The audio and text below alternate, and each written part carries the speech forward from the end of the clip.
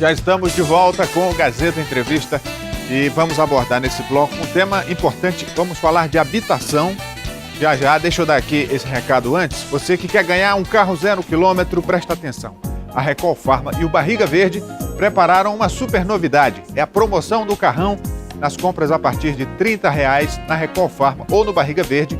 Você ganha um cupom para concorrer a esse carrão que vai aparecer aí na tela. Uma Sportage novinha. Está esperando por você em toda a rede Recol Pharma e no Barriga Verde. Só não vale para as compras de medicamentos na Recol Pharma em respeito à legislação. Os demais itens você compra e concorre. E no Barriga Verde, em toda a linha de produtos, você também compra e concorre. Boas compras e boa sorte. Eu vou convidar agora o secretário estadual de Habitação, ex-deputado Jamil Assuri, por favor. Tudo bem? Tudo bem. Boa noite, seja bem-vindo. Boa noite, obrigado.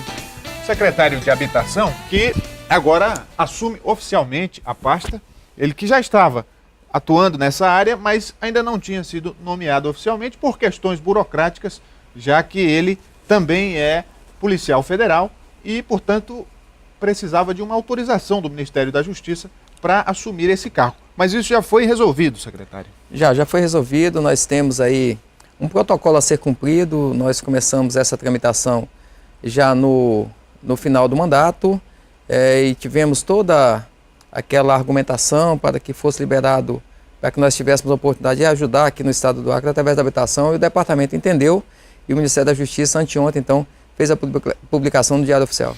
E eu citei que o secretário é policial federal, mas é também engenheiro civil, portanto, atua numa área que conhece.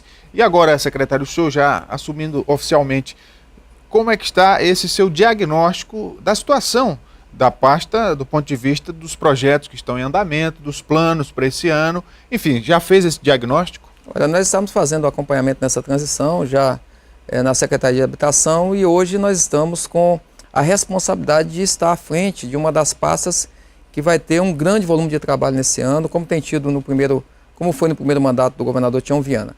Nós estamos aí com a missão agora de encontrar aquelas famílias que são as primeiras atingidas nas alagações. Nós temos mais 3.348 unidades que deveríamos estar construindo já ainda esse ano. O começo dessas construções serão ainda esse ano. Nós temos que identificar essas famílias, já estamos nos bairros, na 6 de agosto, no Taquari, nesses bairros que alagam primeiro.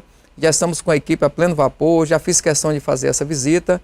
E eu entendo que, de acordo com o planejamento do governador Tião Viana, essa segunda fase nós teremos um alcance, talvez, no mínimo, de a cota de 17 metros, que é o grande objetivo do Estado agora para acabar com o sofrimento das pessoas. Desses conjuntos habitacionais que estavam sendo construídos, tem algum já concluído que ainda não foi entregue à população?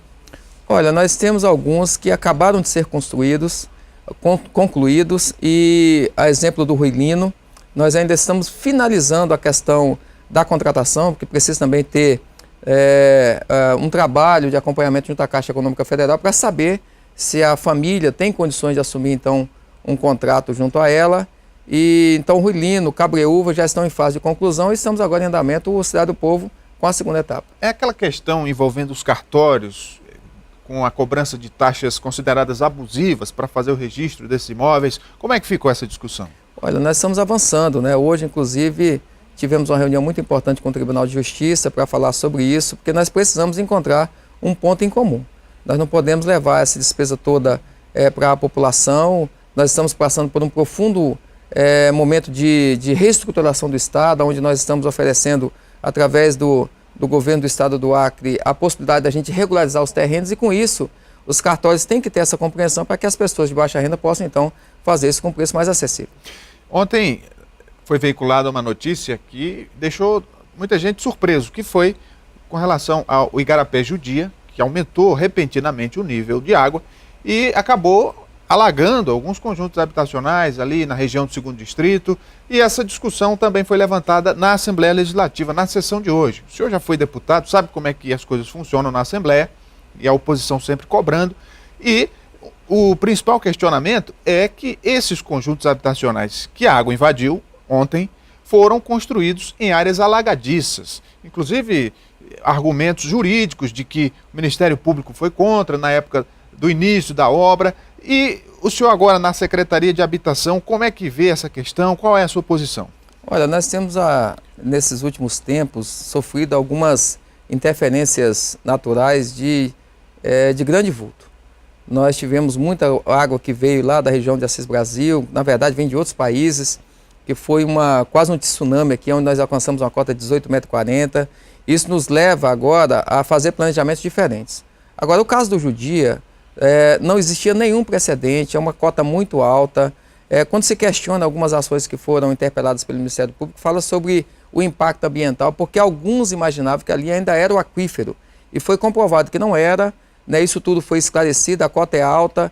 O que aconteceu com o Judia foi uma quantidade muito grande de chuva que teve lá na cabeceira, ali perto do Quinari, e essa água veio como uma enxurrada.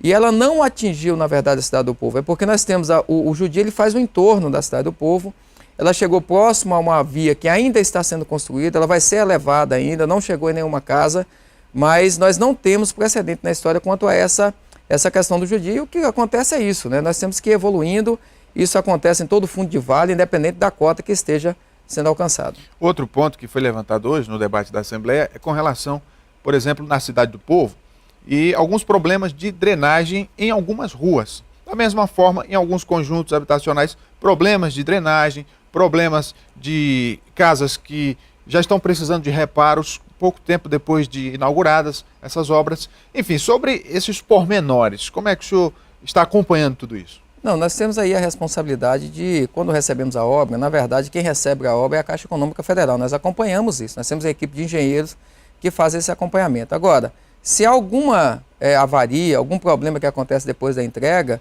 nós temos uma responsabilidade civil. O Código Civil brasileiro fala sobre isso. A empresa tem a responsabilidade de fazer as correções.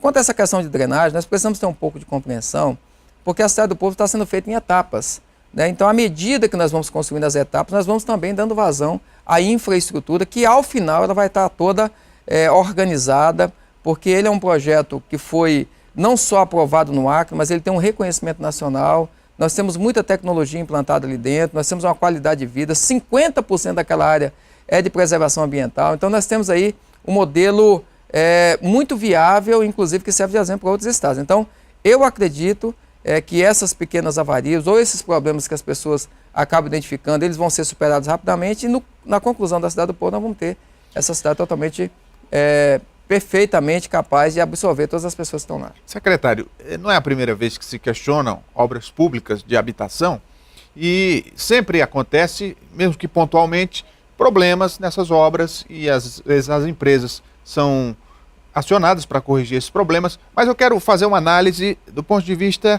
da fiscalização, porque toda obra pública ela tem que ser acompanhada e fiscalizada por quem está contratando, no caso, o poder público. Quando acontecem essas falhas, posteriormente, a inauguração da obra, não é falta de fiscalização lá no início? Porque, inclusive, se a obra for paralisada, quando a primeira irregularidade for detectada, se evita esse prejuízo e esse transtorno. Não, é assim, os engenheiros que acompanham a obra, na execução, são os engenheiros da Caixa Econômica, porque eles vão pagando as faturas de acordo com o que é concluído. Mas tem coisas, Marcelo, que não dá para identificar na hora da construção, só na hora do uso. Né? Pode ser que uma torneira não esteja bem funcionada, né? Não esteja funcionando bem, pode ser que seja um problema na caixa d'água.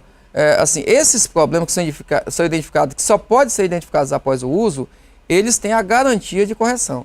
Agora, eu não tenho nenhuma reclamação de um problema de infraestrutura ou na qualidade do material, essa reclamação não tem. O que às vezes nós encontramos são pessoas que identificam que talvez um equipamento daquele quebrou e ela tem o direito de fazer então a reposição. E com relação à localização desses conjuntos habitacionais, a gente sabe que Rio Branco tem crescido muito, né? E há 2 décadas atrás era mais fácil administrar a localização das novas áreas, porque a cidade ainda tinha muitos vazios em áreas altas, como por exemplo a região ali do Xavier Maia, Tancredo Neves, enfim. E é uma tendência, até do ponto de vista técnico, que as áreas a serem ocupadas sejam áreas urbanas, vazios urbanos, para facilitar os serviços públicos, educação, saúde, transporte coletivo. E a Cidade do Povo, por exemplo, foi colocada muito distante da zona urbana de Rio Branco. Com relação a esse diagnóstico das áreas a serem ocupadas, como é que a Secretaria de Habitação está planejando o futuro? Nós temos aí 2 situações que são distintas. Aquela que nós temos alguma intervenção em fundos de vales, onde alguns igarapés precisam né, ser desapropriados às suas margens, de pessoas que ocuparam de forma irregular. Nós identificamos 100, 200, 300 famílias. Então, uma quantidade como essa, a gente tenta colocá-la dentro ali, ou pelo menos próxima da sua realidade social, para não, né, deixá-la tão longe ali daquelas pessoas que ela conviveu no dia a dia. Mas no caso da Cidade do Povo, nós não tínhamos como absorver mais de 10 mil unidades num local como esse. Como você falou, esses vazios que estão a cada dia mais escassos, eles são de áreas pequenas. Nós conseguimos agora, recentemente, fazer uma de 423 casas, que foi a do Ruilino, né, que é uma área nobre. E quando nós temos essa oportunidade, é muito melhor para o poder público e para a sociedade, porque já tem toda uma infraestrutura por perto. Na Cidade do Povo, ela é mais distante, mas nós levamos todos os aparelhamentos públicos.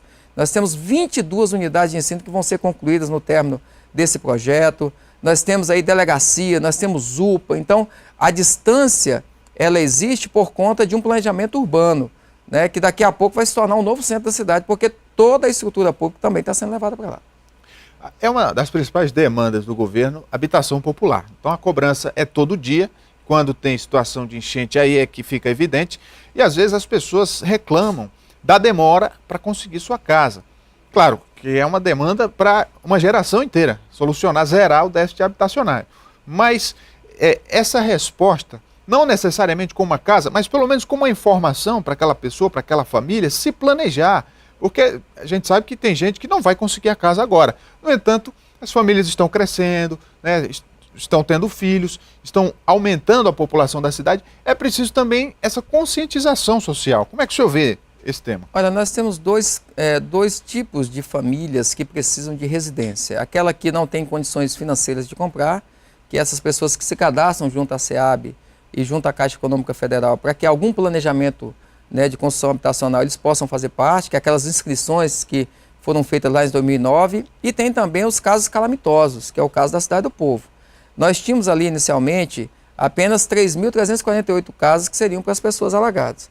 Mas como esse déficit aumentou muito por conta, sobretudo, dessa última alagação, o governo federal, e nós temos que fazer um agradecimento muito grande à presidenta Dilma, que tem tido essa sensibilidade, ela liberou mais 348 unidades para que a gente entregue também para essas pessoas que estão em calamidade. Então, é uma questão de prioridade. Infelizmente, o déficit habitacional do Brasil é uma realidade, mas com o governo da Dilma, nós já vamos avançando para mais de 6 milhões de unidades. Então, é uma quantidade considerável. Agora, aqui no Acre, nós estamos diminuindo bastante, em que pese, nós ainda temos uma realidade de muitas famílias que não têm. Agora, o que acontece é o seguinte, a SEAB, ela faz sim o atendimento.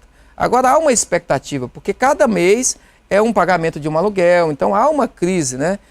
E eu estou aqui com muita responsabilidade, assumindo diante da sociedade, o compromisso de, pelo menos, como você falou, de dar as informações que ela precisa.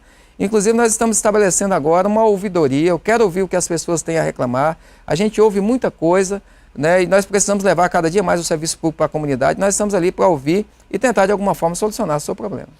Conversei com o secretário estadual de Habitação, Jamil Assuri, agora oficialmente nomeado na pasta. Boa sorte lá na sua gestão, secretário, e obrigado pela vinda. Muito obrigado. Eu quero dizer para todas as pessoas que estão nos ouvindo também, sobretudo essas que estão na Esperança da Casa, que nós estamos indo até a sua casa, as pessoas que foram alagadas, para fazer novamente a constatação da sua realidade, para que nós possamos, então, através do governo do Tião Viana, dar essa casa que você tanto precisa.